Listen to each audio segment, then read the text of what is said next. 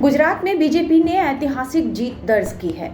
इस चुनाव में पार्टी ने कई नए रिकॉर्ड बनाए तो कई रिकॉर्ड ध्वस्त कर दिए। पीएम मोदी की अगुवाई में बीजेपी ने गुजरात में अब तक का सर्वश्रेष्ठ प्रदर्शन किया है और इससे साबित हुआ है कि पीएम मोदी ब्रांड अभी भी बीजेपी में उतना ही बड़ा जिताऊ फैक्टर है जितना कि सीएम नरेंद्र मोदी थे।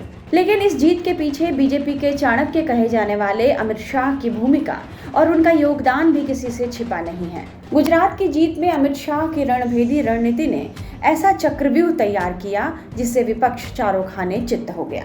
आइए जानते हैं कि अमित शाह की वो कौन सी रणनीति थी जो गुजरात चुनाव में सब पर भारी पड़ गई।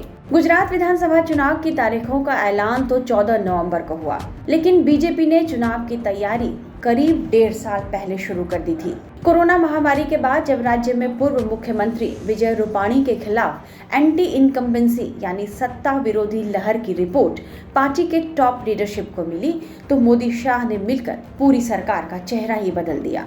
भूपेंद्र पटेल को राज्य की जिम्मेदारी दी गई और एंटी इनकम्बेंसी को कम करने की कोशिश की गई। टिकट बंटवारे में भी शाह ने ग्राउंड से मिले फीडबैक को सबसे अहम आधार माना और इसी आधार पर पार्टी ने कई बड़े नेताओं के टिकट काट दिए, जैसे पार्टी के वरिष्ठ नेता नितिन पटेल और पूर्व सीएम विजय रूपाणी का टिकट काटना भी पार्टी ने मंजूर किया। खास बात यह रही कि पार्टी ने वो हर रिस्क उठाया जो चुनाव जीतने के लिए जरूरी था। जब इसी साल यूपी, पंजाब समेत 5 राज्यों में हुए विधानसभा चुनाव के नतीजे 10 मार्च को आए तो पीएम मोदी ने बिना समय गंवाए गुजरात में अपना रोड शो किया।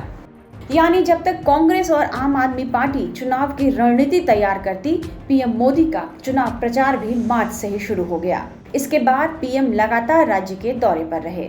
चुनाव से हफ्ते भर पहले अमित शाह ने राज्य के हर बूथ लेवल से तैयारियों का फीडबैक लेना शुरू कर दिया। उन्होंने हर दूसरे दिन बूथ लेवल पर मीटिंग की। चुनाव प्रचार कैसा होगा, रैली के लिए कौन सी जगह चुनी जाएगी, कार्यकर्ता और नेता वहां कैसे पहुंचेंगे, अमित शाह ने इन तमाम बातों पर पार्टी नेताओं के साथ लंबा चौड़ा विचार विमर्श किया।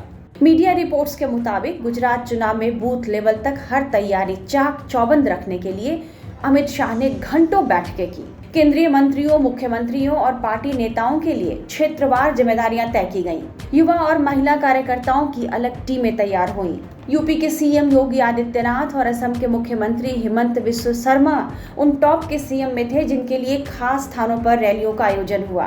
पीएम मोदी ने विधानसभा चुनाव में 31 रैलियां की और 3 बड़े रोड शो किए। ये सारी प्लानिंग अमित शाह ने ही तैयार की थी। मुख्य चुनाव अभियान में मोदी नए रूप में नजर आए। आखिरी दौरे में पहुंचे चुनाव में पीएम मोदी ने अहमदाबाद में सबसे लंबा 50 किलोमीटर का रोड शो किया, जिसमें 14 विधानसभा क्षेत्र कवर किया गया।